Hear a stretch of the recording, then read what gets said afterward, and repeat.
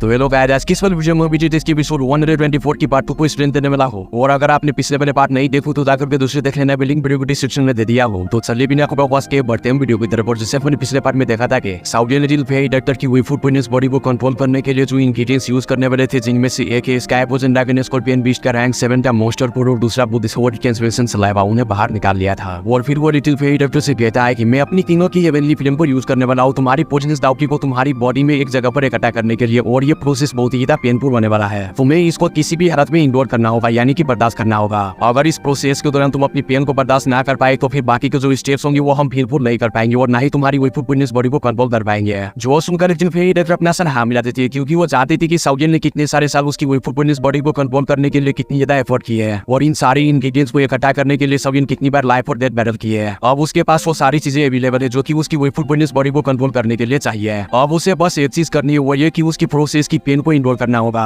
और अगर वो उस पेन को बर्दाश्त ना कर पाई और उसकी वही फूड पॉइजनस बॉडी कंट्रोल ना हुआ तो वो कल को साउदियन को अपनी मुंह पे से दिखाएगी जिसने कि उसकी वही फूड पॉइजनस बॉडी को कंट्रोल करने के लिए इतनी सारी एफर्ट की है। और अब इसके साथ ही साउदियन लिटिल फेई डॉक्टर से कहता है कि मैं तुम्हारी वही फूड पॉइजनस बॉडी की सील को खत्म करने जा रहा हूँ। लेकिन अभी के लिए साउदियन ऐसा करते हुए काफी डर भी रहा था और उसके हाथ भी कांप रहे थे, क्योंकि अगर साउदियन लिटिल फेई डॉक्टर की वही फूड पॉइजनस बॉडी को कंट्रोल करने में कामयाब ना हो पाया तो इससे लिटिल फेई डॉक्टर मर भी सकती थी। और इधर लिटिल फेई डॉक्टर जब साउदियन को इतनी परेशान देखती है तो वो कहती है कि तुम फिकर ना करो, मैं तुम पर पूरी तरीके से ट्रस्ट करती हूँ। जिसके साथ ही साउदियन भी आगे से कहता है कि मैंने भी इस सब के लिए काफी ज्यादा मेहनत की है और अब मैं पूरी तरीके से प्रिपेयर हूँ। और इसके साथ ही फिर अपना ठरकी साउदियन लिटिल फेई डॉक्टर से कहता है कि तुम अपनी सारी कपड़े उतार लो ताकि मैं तुम्हारी बॉडी में बनी हुई सील को खत्म कर सकूं। जो सुनकर लिटिल फेई डॉक्टर बहुत ज्यादा शर्मा जाती है और शर्म के मारे उसकी मुंह लाल टमाटर हो जाती है। मगर जब वो देखती है कि साउदियन काफी ज्यादा सीरियस है तो अपना सर हाँ मिला देती है और वो सोचती है कि इसने पहले भी कई बार मेरी कपड़े उतारवाया है और हर बार सब कुछ दिखाई है, तो एक बार और देखने से क्या हो जाएगा। और ये सोचकर लिटिल फेई डॉक्टर अपनी सारी कपड़े उतार देती है और वो पूरी तरीके से नंगी पुंगी साउदियन के सामने खड़ी हो जाती है। और गाइस में आप लोगों को पहले के लिए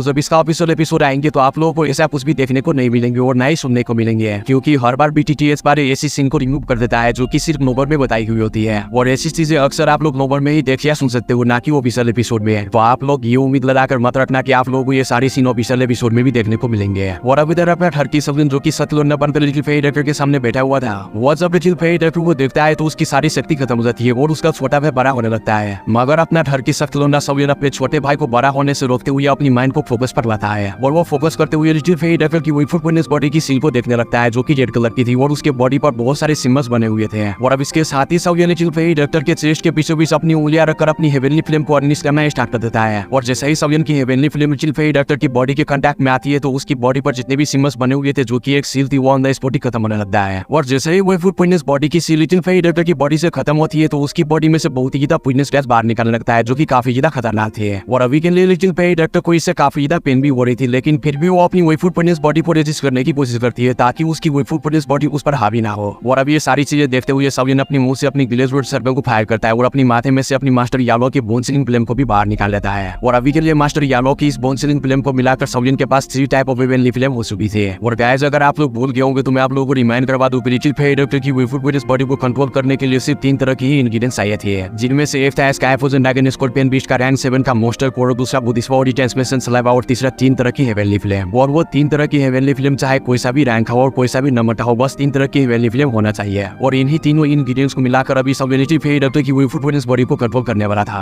और अब इधर हम देखते हैं साउदियन को जो कि उन तीनों की हेवनली फ्लेम को आपस में मर्ज कर लेता है, जिसको मर्ज करने से ग्रीन व्हाइट फ्लेम बनती है जो कि बहुत ही ज्यादा स्ट्रॉन्ग थी और उसमें से बहुत ही ज्यादा डिस्ट्रक्टिव स्ट्रेंथ भी निकल रही थी। और अब उन तीनों की हेवनली फ्लेम को मर्ज करने के बाद साउदियन लिटिल फेई डॉक्टर की तरफ देखता है जिसकी बॉडी में से बहुत ही ज्यादा डेडली पॉइजनस फॉग निकल रही थी। जो देखकर साउदियन जल्दी से अपनी जेड व्हाइट ग्रीन फ्लेम को ऑर्डर करता है लिटिल फेई डॉक्टर की वही फूड पॉइजनस बॉडी को कवर करने के लिए। और जैसे ही वो फ्लेम लिटिल फेई डॉक्टर की बॉडी को कवर करती है तो उसकी बॉडी में से जो पॉइजनस फॉग निकल रही थी वो डर के मारे वापस से उसकी बॉडी में चली जाती है। अब ऐसा होता है लिटिल फेई डॉक्टर जिसकी की आंखें अभी के लिए पूरी तरीके से ग्रे कलर की हो चुकी थी और वो अपनी कॉन्शियसनेस भी खो चुकी थी और उसे नहीं था पता कि वो क्या कर रही है। वो उस शॉल्डर से निकलने की कोशिश करती है और वहां से जाने लगती है। जो देखकर साउदियन जो कि इस मामले को लेकर पहले से ही प्रिपेयर बैठा था वो भी अपनी जगह पर से खराब होता है और वो अपने हाथों पर अपनी जेड व्हाइट ग्रीन फ्लेम को जो कि 3 टाइप ऑफ हेवनली फ्लेम से मर्ज की गई फ्लेम थी उससे लिटिल फेई डॉक्टर के शोल्डर को पकड़ लेता है और उसे जमीन पर बैठा देता है। और इसके साथ ही फिर साउदियन गुस्से में जल्दी से अपने हाथों से सील्स बनाना शुरू कर देता है और कहता है कि गेदर। अब साउदियन की ये कहते ही वो Z white green flame little Fei doctor की बॉडी में एंटर हो जाती है और उसकी बॉडी में उस ग्रे कलर की पॉइजनस फॉग के पीछे पड़ जाती है और उसे खत्म करने लगता है। और अभी के लिए साउदियन लिटिल फेई डॉक्टर की बॉडी को ग्रीन व्हाइट फायर सीलिंग से बांध देता है। और वैसे अभी साउदियन दोनों क्लास पर ना होता तो वो कब का एग्जॉस्ट हो चुका होता और वो ऐसा कभी भी ना कर पाता।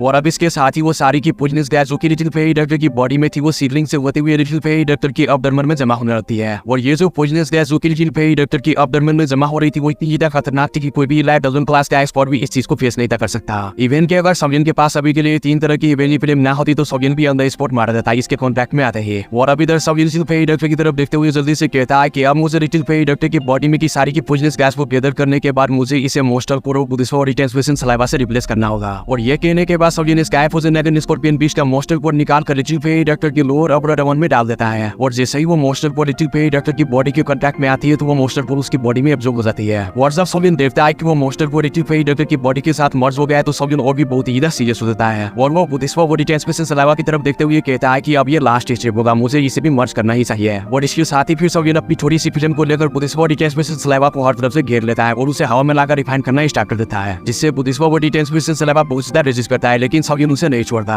और अब 2-3 मिनट के रिफाइनमेंट के बाद बुदिसो बॉडी ट्रांसमिशन सलाइवा में से ग्रीन व्हाइट कलर के ब्रिज निकलने लगते हैं जो कि काफी ज्यादा चमक रहे थे। और ये सब देखकर सवियन बहुत ज्यादा हैरान होता है और उनमें से कुछ ब्रिज को उठाकर कहता है कि ये तो बुद्धिस्टवा सीड्स है जो कि काफी ज्यादा इंपॉर्टेंट होते हैं। और अभी के लिए सवियन इन चीजों को देखकर बहुत ही ज्यादा खुश हो रहा था क्योंकि ये जो बुद्धिस्टवा सीड्स है वो बुद्धिस्टवा एंशिएंट ट्री से ही मिलता है। और जब भी ये सीड्स उस ट्री से गिरते हैं तो वो अंदर स्पॉट ही डस्ट पार्टिकल में कन्वर्ट हो जाते हैं, इसलिए किसी भी आउटसाइडर के लिए इन सीड्स को हासिल करना बहुत ही ज्यादा मुश्किल होता है। लगता है कि लेजेंड्स ने सही कहा था, बुद्धिस्टवा हार्ट को हासिल करने के लिए बुद्धिस्टवा बॉडी ट्रांसमिशन सलाइवा का होना बहुत ज्यादा जरूरी है। और इन्हीं बुद्धिस्टवा सीड से बुद्धिस्टवा हार्ट को अच्छे से सेंस कर सकता है जो कि बहुत ही ज्यादा लेजेंडरी है। और अभी सवियन इस चीज को पाकर बहुत ही ज्यादा खुश हो रहा था क्योंकि उसे नहीं था पता कि इसकी कंसिस्टेंसी इतना ज्यादा अच्छा हो सकता है। और अब इस बुद्धिस्टवा सीड्स के जरिए सवियन फ्यूचर में बुद्धिस्टवा हार्ट को इजीली फाइंड आउट कर सकता था। और फिर सवियन कहता है कि अगर इस बुद्धिस्टवा सीड्स के बारे में किसी भी डजन क्लास के एक्सपर्ट को पता चल गया तो वो इस बुद्धिस्टवा सीड्स को हासिल करने के लिए किसी भी हद तक जा सकता है, क्योंकि ये चीज डाउजन क्लास के एक्सपर्ट को डाउसन नोड पर पहुंचाने के लिए बहुत ज्यादा काम आने वाली होती है। और वैसे अभी के लिए सवियन के पास इतना टाइम नहीं था कि वो इस बुद्धिस्टवा सीड्स को स्टडी करे और बुद्धिस्टवा हार्ट का पता लगा सके, इसलिए वो इन सारी बुद्धिस्टवा सीड्स को एक जेट की बोतल में रखकर अपनी स्टोरेज में स्टोर कर लेता है। और इसके साथ ही फिर सवियन सोचता है कि जब मैं बहुत ही ज्यादा स्टोर हो जाऊंगा तो तब के टाइम में बुद्धिस्टवा हार्ट को फाइंड करूंगा, वरना बहुत सारे डजन क्लास के ओल्ड डीमन मुझसे इस चीज को छीनने के लिए यहाँ पर आ जाएंगे, इसलिए अभी मुझे इस चीज को सीक्रेट ही रखना चाहिए ताकि मैं कोई भी प्रॉब्लम में ना पड़ूं। और अब ये सारी चीजें केकर सोचकर सवियन अपनी फिल्म में से बुद्धिस्टवा ट्रांसमिशन सलाइवा को बाहर निकाल लेता है और उसे लिटिल फेरी डॉक्टर की अपडर्मन पर रख देता है। और जैसे ही वो बुद्धिस्टवा transmission saliva little fairy doctor की अपडर्मन पर रखता है तो वो बुद्धिस्टवा transmission saliva little fairy doctor की बॉडी में एब्जॉर्ब हो जाता है, जिससे लिटिल फेरी डॉक्टर की बॉडी में हर तरफ बीइंगनेस ही फैल जाती है, मानो कि उसे नई जिंदगी मिल गई हो। और जब सवियन लिटिल फेरी डॉक्टर को वापस से अपनी जिंदगी की तरफ आता हुआ देखता है तो वो बहुत ज्यादा खुश होता है और कहता है कि ये बुद्धिस्टवा ट्रांसमिशन सलाइवा वाकई में बहुत ज्यादा अच्छी चीज है। और फिर सवियन कहता है कि अब मेरे लिए बस एक प्रॉब्लम है, वो ये कि इस वॉइफुट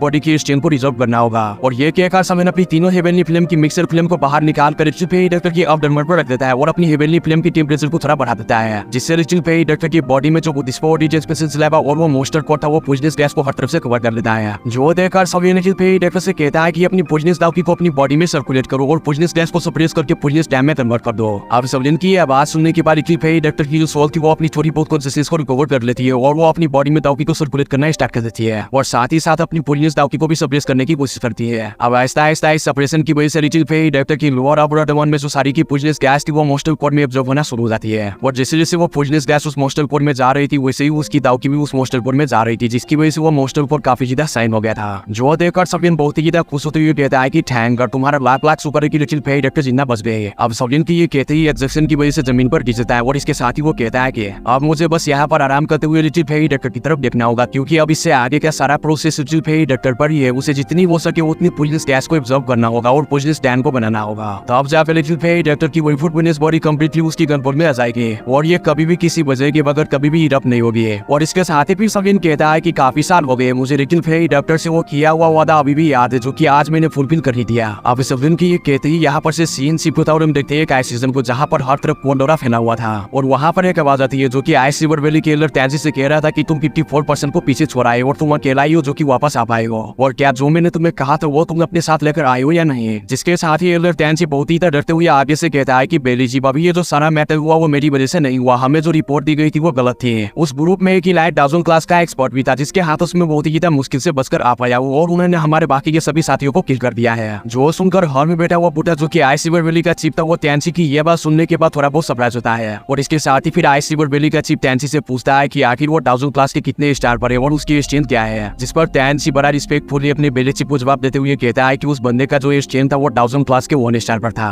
अगर इससे ज्यादा होता तो मैं भी वापस जिंदा बचकर ना आ पाता। जो सुनकर वही हॉल में एक कॉर्नर पर बैठा हुआ बुढ़ा जो कि आइसिबर वैली का ही चीफ था वो कहता है कि तो अच्छा टैंसी तुम इसलिए जिंदा बचकर वापस आ पाई हो क्योंकि वो एक 1000 क्लास का 1 स्टार का एक्सपर्ट था। और वही आइसिबर वैली के चीफ टैंसी के मुंह से 1 स्टार 1000 क्लास का सुनकर उसे गंदा भी फर्क नहीं था पड़ा और वो कहता है कि सिर्फ 1 स्टार 1000। और इसके साथ ही फिर वो कहता है कि मैं वल्नरेबल सेल्फ में उस वही फिटनेस बॉडी को हर हाल में हासिल करूंगा क्योंकि अभी के लिए उसके साथ जो साथी है वो सिर्फ 1 स्टार 1000 क्लास का एक्सपर्ट है। वो अभी के लिए इतना क्वालिफाई नहीं कि मैं उसके स्ट्रेंथ को देखकर इस चीज पर गिव अप कर दूं, यानी कि वही फुल फिटनेस रेडी पर मैं इसे हर हाल में हासिल करूंगा। और क्या तुम जानते हो कि वो लोग कहाँ पर गए? जिस पर टैंसी थोड़ा परेशान होते हुए कहता है कि नहीं मुझे नहीं पता कि वो लोग कहाँ पर गए हैं। अब टैंसी की ये बात सुनकर आइस रिवर वैली के चीफ बहुत ही गुस्से में जाता है और आइस रिवर वैली के चीफ को इतने ज्यादा गुस्से में देखकर टैंसी की फटकर हाथ में जाती है। और अब इसके साथ ही वहाँ उस हॉल में हवा में ब्लैक कलर का ऑरा आने लगता है और कहता है कि बीइंग जुनजी अभी के लिए इतना एंग्री होने की कोई जरूरत नहीं, मुझे पता है कि वो लोग यानी कि पुलिस लेडी के साथ जो लोग थे वो कहाँ पर है। और ये कहकर वो ब्लैक पब्लिक पर्सन में कन्वर्ट हो जाती है जो कि वो कोई नहीं बल्कि हॉल ऑफ सोल का प्रोटेक्टर हु था।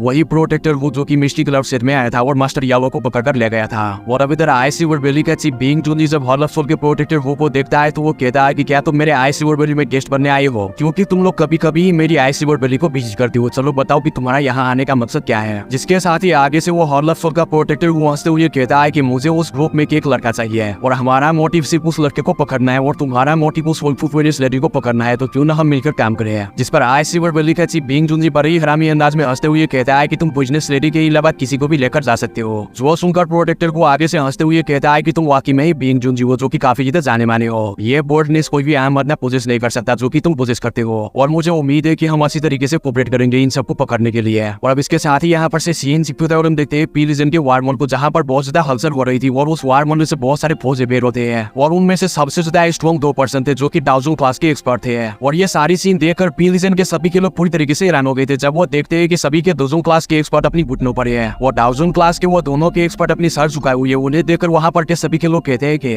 वन सी टेरिफाइंग एडिशंस यहाँ पर आने वाली है जिसको देखकर इन लोगों ने अपनी सर झुकाए हुए है। यहाँ इन लोगों की इस फौज का आखिर मालिक कौन है क्योंकि इस तरह की स्ट्रेंथ 3 बैलेंस और बाकी के सेट्स जो कि बहुत ही ज्यादा स्ट्रॉन्ग है वो भी इस तरह की एबिलिटी नहीं रखते हैं। वाला किस पर्सन के पास इतनी ज्यादा एबिलिटी है जो कि इतने ज्यादा स्ट्रॉन्ग पर्सन भी अपने घुटने पर बैठे हुए हैं। और अब इसके साथ ही वही आसमान में एक बहुत ही ज्यादा खूबसूरत फिगर अपियर होती है और वो नॉर्थ में ये सिटी की तरफ देखते हुए बड़े ही स्माइल के साथ कहती है कि साउया जब तक मैं एक सुनर तुम्हारे आसपास हूँ तुम्हें कोई भी डेयर नहीं कर सकता कि तुम्हें कोई छू सके। अगर कोई ऐसा करने की कोशिश करेगा तो मैं उसे ऑन द स्पॉट ही किल कर दूंगी। और इसके साथ ही फिर एक सुनर सभी से कहती है कि मैं एक बार फिर से बीजीटीएस में एंटर हो गई और सभी के लोग कान खोलकर सुन लो, मेरे एंटर होते ही ये वीडियो खत्म हो गया तो जाकर के पहले वीडियो को लाइक कर दो और गाइस चैनल पर नए हो और पहली बार है तो चैनल को भी सब्सक्राइब कर दो। और गाइस मैं इसका नेक्स्ट एपिसोड बहुत ही जल्द लेकर आ जाऊंगा, तब तक के लिए ब्रेट रेस्ट यू हाउ योर मस्ट रहो।